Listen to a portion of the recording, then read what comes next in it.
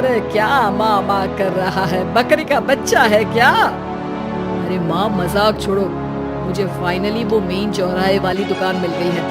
अब देखना, आपका बेटा दुगनी स्पीड से पैसा कमाएगा। ओफो, ये क्या? मेरी ऑनलाइन मेकअप क्लास चल रही है। इतनी जोर से क्यों बोल रहे हो आप दोनों?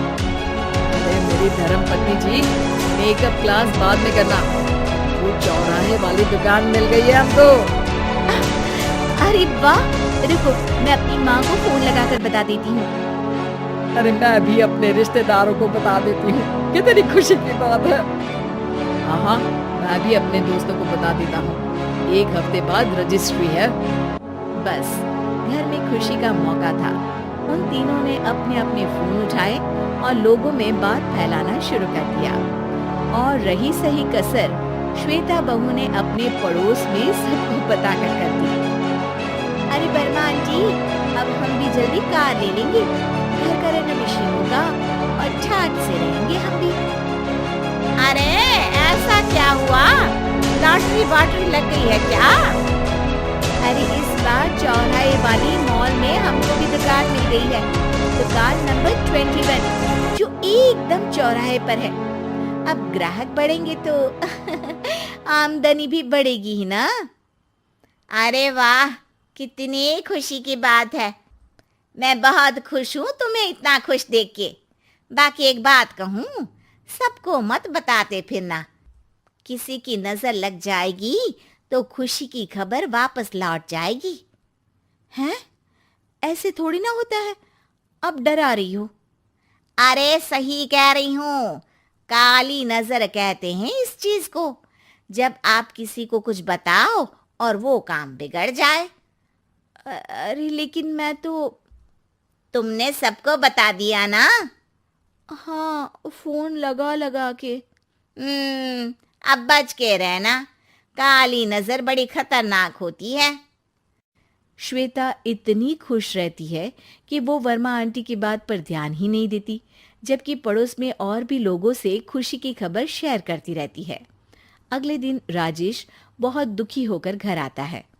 अरे बेटा क्या हुआ, मुंह क्यों सूजा हुआ है, मधुमक्खी ने काट लिया क्या? माँ, वो दुकान किसी और के पास चली गई, किसी ने ज्यादा भाव लगा दिया। अरे पर बात तो आपसे हुई थी ना उस दुकान वाले की। हाँ, आज मैं टोकन अमाउंट देने गया था, तब मुझे पता चला, कोई आकर सुबह मुझसे पहले ही ज्यादा अमाउंट दे गया।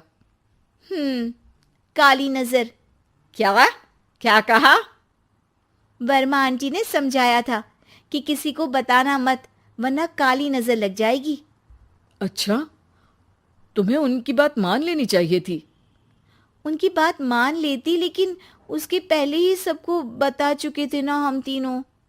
अरे अगली बार से ध्यान रखेंगे, कोई भी नई चीज होगी तो किसी को नहीं बताएंगे। तीनों कुछ दिन ऐसे ही रहते हैं, पर एक दिन श्वेता को एक मेल आता है। राजेश, मेरा ऑनलाइन मेकअप कोर्स कंप्लीट हो गया, अब मैं खुद का पार्लर खोल सकती हूँ। अरे वाह, अपने मोहल्ले में ही खोलते हैं, ये जो घर के सामने दुकान है ना, वहीं। हाँ, यहाँ सस्ती भी मिल जाएगी। अगले दिन श्वेता वर्मा आंटी के पास जाती है मिठाई का डब्बा लेकर। अरे आओ आओ, कैसे आना हुआ? जोर से नहीं बोलूंगी, वो सामने वाली दुकान है ना, वहां मैं अपनी पार्लर की दुकान खोलने वाली हूँ, उसकी मिठाई है। अरे वाह, बहुत बधाई हो तुमको। हाँ, मैं कमाने लगूंगी तो राजेश पर पूरे घर का बोझ नहीं रहेगा ना आंटी जी। ये तो है, पर ये बता कि तूने ये बात किसी और को तो नहीं बताई ना? अरे नहीं नहीं, पिछली बार गलती कर दी थी, काली नजर लगी किसी की और राजेश के हाथ से वो दुकान चली गई थी। सबको मत बताना। चलो मैं चलती हूँ, कल दुकान की बात करने भी तो जाना है। अगले दिन श्वेता दुकान के लिए मालिक से बात करने जाती है। अरे लेकिन दुकान तो हम कल रात को ही किसी को दे चुके हैं।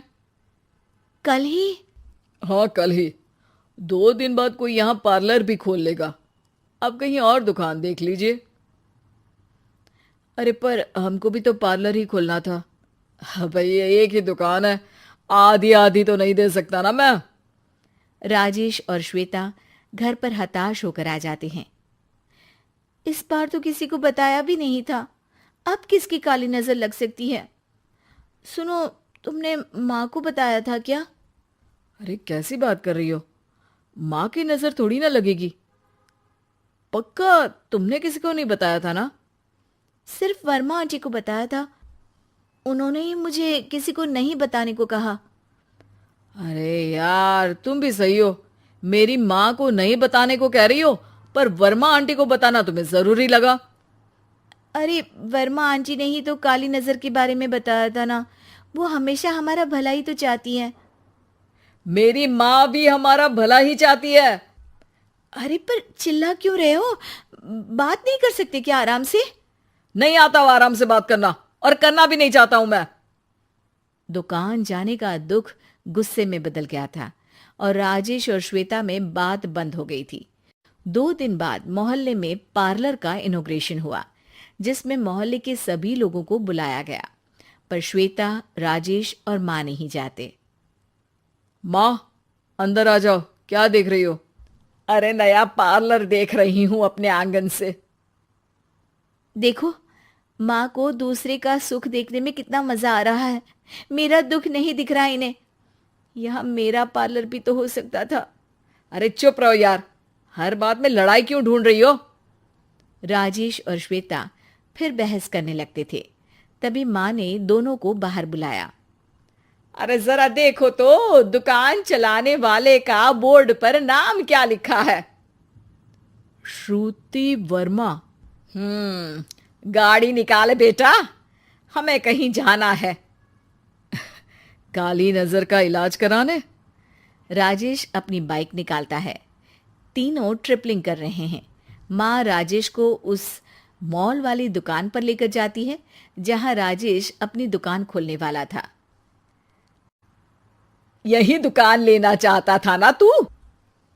हाँ, पर इनको भी दुखी करने लेकर आई हो क्या यहाँ पर दुकान दिखाकर? वहां काफी नहीं था? अरे श्वेता, थोड़ा सब्र रख, अभी पता चलेगा कि हम यहाँ क्यों आए हैं। बता, इस दुकान चलाने वाले का नाम क्या है? अनुपम वर्मा। कुछ समझ में आया? वो दुकान वाली श्रुति वर्मा, ये दुकान वाला अनुपम वर्मा, और हमारे पड़ोस में हमने उस दुकानों के बारे में बताया किसको था? अब वर्मा आंटी को। मतलब वर्मा आंटी ही हमारा काम बिगाड़ रही है? नहीं नहीं, ऐसा नहीं हो सकता, ये बस इत्तेफाक है। राजेश अपना फोन निकालता है और श्रुति वर्मा और अनुपम वर्मा के नाम फेसबुक पर सर्च करता है, जहां ये दोनों ही वर्मा आंटी के रिश्तेदार होते हैं। श्वेता को समझ में आ जाता है कि वर्मा आंटी की ही नजर काली नजर है। अब क्या करना है? कोई भी खुशी की खबर हो तो काली नजर से बचना है, यानी वर्मा आंटी से बचना है। अरे पर मुझे ये समझ में नहीं आया कि वो हमारे साथ ऐसा क्यों करेंगी। अरे बेटा, एक सीख है, दूर के आदमी को आपकी तरक्की से कम परेशानी होगी, पड़ोसी को ज्यादा। दोनों माँ की बात में हामी भरते हैं और अगला काम चुपचाप करने की कसम खाते हैं, ताकि आगे से वर्मा आंटी कोई काम ना बिगाड़ सके।